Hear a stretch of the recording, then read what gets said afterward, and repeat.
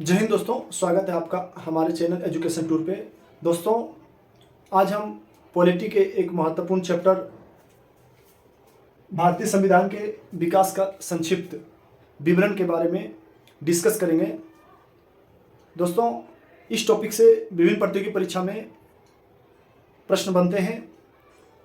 ये थोड़ा सा कठिन लगता है दोस्तों, पर इसको हम आसान भाषा में देखेंगे और इसमें एक सहायक ट्रिक भी देंगे जो कि इसको याद रखने में काफ़ी मदद करेगा। तो चलते हैं दोस्तों, देखते हैं इसके बारे में एक छोटा सा हम संक्षिप्त इंट्रोडक्शन दे देते हैं। भारतीय संविधान के विकास का संक्षिप्त इतिहास। दोस्तों, भारत में ब्रिटिश ने 1600 ईस्वी में ईस्ट इंडिया कंपनी के नाम से व्यापार करना शुरू किया। महारानी एलिजाबेथ प्रथम के चार्टर के तहत इसको व्यापार करने का अधिकार प्राप्त था। जो कंपनी अब तक भारत में व्यापार कर रहा था वो व्यापार तक ही सीमित ना रहा। 1757 के प्लासी के युद्ध एवं 1764 के बक्सर के युद्ध अंग्रेजों द्वारा जीत लिए जाने के बाद ब्रिटिश ईस्ट इंडिया कंपनी ने भारत पे शासन करने का शिकंजा कसा और इसी शासन को अपने अनुकूल बनाए रखने के लिए समय समय पर कई एक्ट पारित किए जो कि भारत के संविधान की सीढ़ियां बनी। इसी क्रम में सबसे पहला एक्ट था 1773 का रेगुलेटिंग एक्ट। तो एक तो यहाँ से प्रश्न बनता है और इसका ये बहुत महत्वपूर्ण भी है। एक यहाँ से प्रश्न बनता है कि ये सबसे ब्रिटिश सरकार द्वारा उठाया गया ये पहला कदम था, ब्रिटिश इंडिया कंपनी द्वारा उठाया गया ये पहला कदम था 1773 में। इसके द्वारा कंपनी के शासन पर संसदीय नियंत्रण स्थापित किया गया, प्रशासनिक और राजनीतिक कार्यों की मान्यता मिली और केंद्रीय प्रशासन की नींव पड़ा। अब आते हैं इसके विशेषता के बारे में, विशेष जहां से प्रश्न बनते हैं और बनने की संभावना है। तो विशेषता में है दोस्तों कि बंगाल के गवर्नर को गवर्नर जनरल पद का नाम दिया गया। 1773 ईस्वी के रेगुलेटिंग एक्ट के तहत जो बंगाल में गवर्नर थे उसका नाम गवर्नर जनरल, उसके जो पद था उसका नाम गवर्नर जनरल दिया गया। गवर्नर जनरल दिया गया और उसके तहत मद्रास और बंबई के गवर्नर को उसके अधीन कर दिया गया। यानी गवर्नर से बड़ा गवर्नर जनरल होता है दोस्तों, गवर्नर जनरल ये दिया गया नाम। उसके बाद इसके तहत कलकत्ता में 1774 में उच्चतम न्यायालय यानी सुप्रीम कोर्ट की स्थापना किया गया, जिसमें 1+3 न्यायाधीश थे, यानी एक मुख्य न्यायाधीश थे जिनका नाम था सर एलिजा इम्पे और 3 अन्य न्यायाधीश थे जिसमें थे चैम्बर्स, लिमेस्टर और हाइड। अब इसको अगर थोड़ा सा याद करें दोस्तों तो एक छोटा सा ट्रिक है।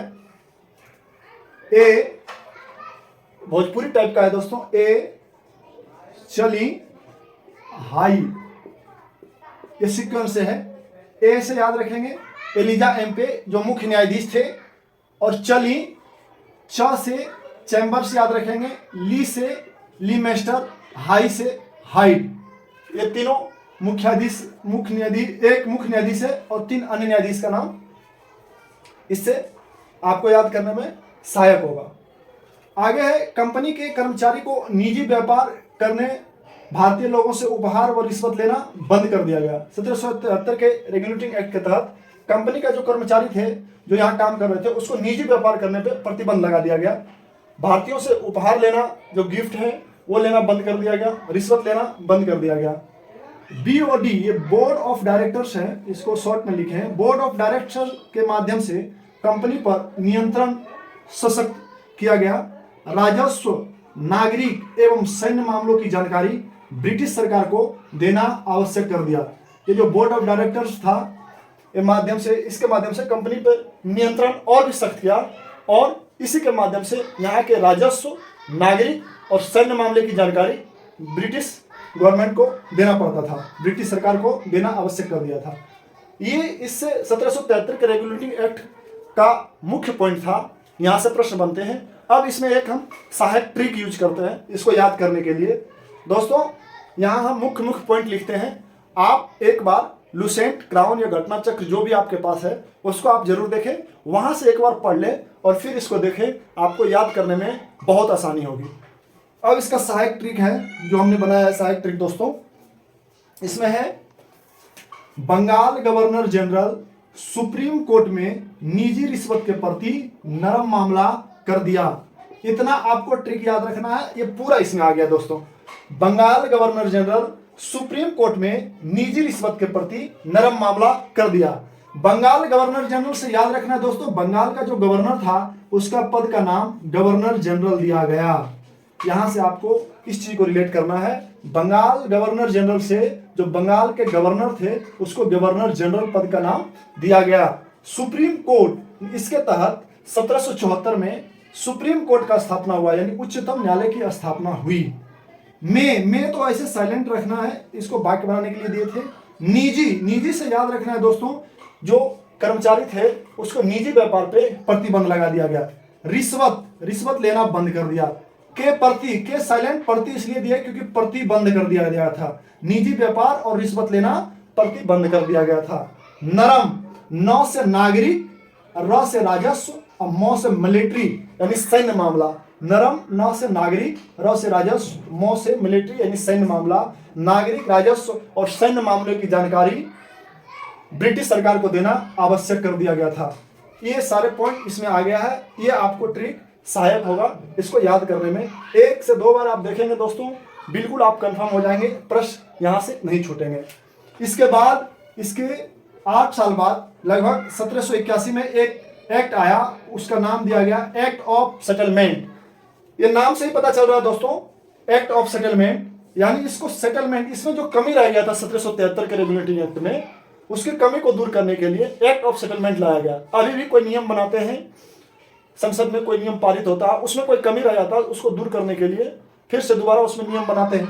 उसी प्रकार एक्ट ऑफ सेटलमेंट लाया गया था 1781 में, 1773 के रेगुलेटिंग एक्ट की कमियों को दूर करने के लिए।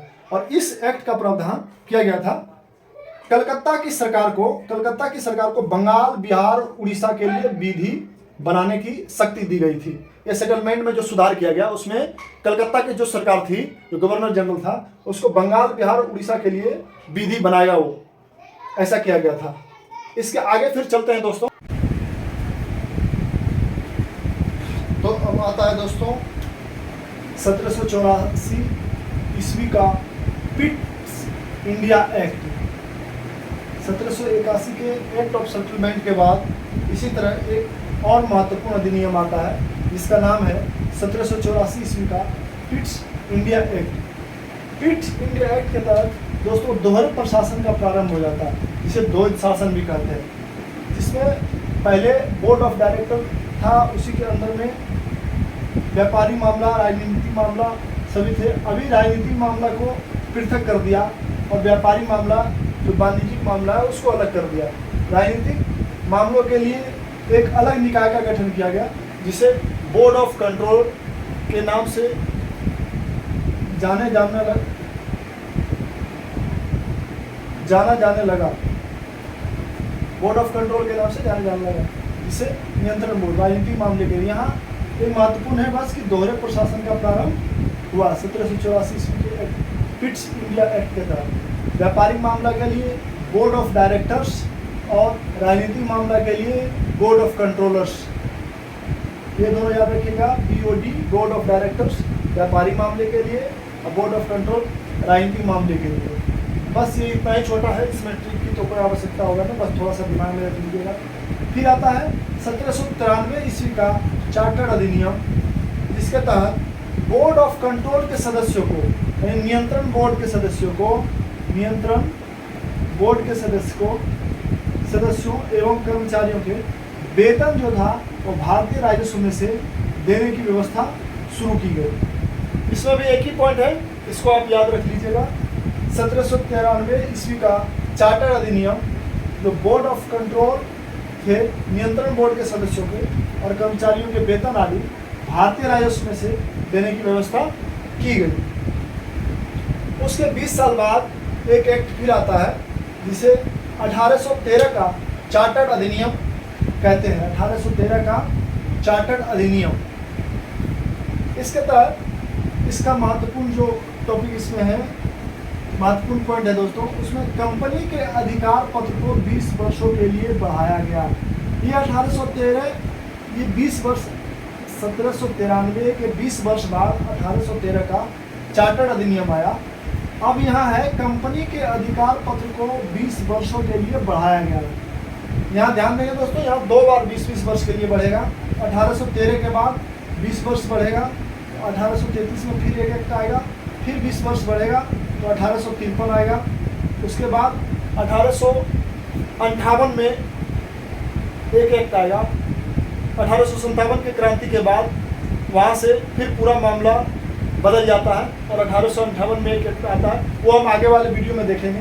अभी फिलहाल देखें हम 1813 का चार्टर्ड अधिनियम। इसके तहत कंपनी के अधिकार पत्र को 20 वर्ष के लिए बढ़ा दिया गया। कंपनी को भारत के साथ व्यापार करने का एक अधिकार, कंपनी को भारत के साथ व्यापार करने का एक अधिकार छीन लिया गया। कंपनी में पहले जो भी व्यापार होता था वो भारत में पहले जो भी व्यापार होता था वो कंपनी के माध्यम से ही होता था, उसका एक अधिकार था उस पर व्यापार करने पे, उसके अलावा कोई व्यापार नहीं कर सकता था। लेकिन यहाँ उसके अधिकार को छीन लिया और जो भी ब्रिटिश व्यापारी थे सब के लिए भारत में व्यापार करने का रास्ता साफ हो गया। परंतु चीन एवं चाय के साथ व्यापार का एक अधिकार बना रहा। जो पूर्वी देश चीन था, चीन जो है उसके साथ व्यापार का एक अधिकार कंपनी का ही बना रहा चीन के साथ। और चाय के साथ जो व्यापार होता था, चाय का जो व्यापार होता था भारत में, उसमें भी कंपनी का एक अधिकार बना रहा। यानी चीन एवं चाय को छोड़कर बाकी एक अधिकार छीन लिए ब्रिटिश के सभी व्यापारियों के लिए रास्ता खोल दिया गया। तीसरा पॉइंट, महत्वपूर्ण पॉइंट है, ईसाई पादरियों को आज्ञा प्राप्त करके भारत आने की सुविधा मिली। 1813 का चार्टर अधिनियम के तहत ईसाई पादरी जो थे वो यहाँ आके धर्म का प्रचार प्रसार कर सकते थे। आज्ञा लेके भारत में आना उसका प्रारंभ हो गया 1813 में। अब इन टॉपिक का 1813 में जो भी टॉपिक है, महत्वपूर्ण टॉपिक, उसका एक सहायक ट्रिक हम दे रहे हैं दोस्तों। उसका सहायक ट्रिक है, चाची को छोड़कर व्यापार बंद करो, इस आज्ञा को मानो। चाची को छोड़कर व्यापार बंद करो, इस आज्ञा को मानो। अब इसमें चाची से तात्पर्य है चा से चाय और ची से चीन, यानी चाय चीन, चाय के साथ और चीन के साथ व्यापार को छोड़कर व्यापार बंद करो। चाची को छोड़कर, यानी चाय और चीन के साथ तो एकाधिकार उसका रहा ही, उसको छोड़ के बाकी व्यापार का एकाधिकार समाप्त कर दिया, बंद करो, इस आज्ञा को मानो। इससे तात्पर्य है दोस्तों, ईसाई पादरियों को आज्ञा लेकर भारत आने का रास्ता साफ कर दिया गया। बस इसमें यही 2-3 मुख्य पॉइंट है जो परीक्षा में आते हैं। इससे याद रखिएगा, चाची मतलब चाय और चीनी के साथ व्यापार पर एकाधिकार कंपनी का रहा और बाकी व्यापार को सभी ब्रिटिश व्यापारियों के लिए खोल दिया गया। और फिर आगे हम इससे रिलेटेड देखते हैं दोस्तों प्रश्न उत्तर, और आप भी देखें कि इसको लगा पाते हैं, कितना लगा पाते हैं। अगर अच्छा लगे चैनल को सब्सक्राइब करें, लाइक करें, शेयर करें, फॉलो करें। जय हिंद दोस्तों।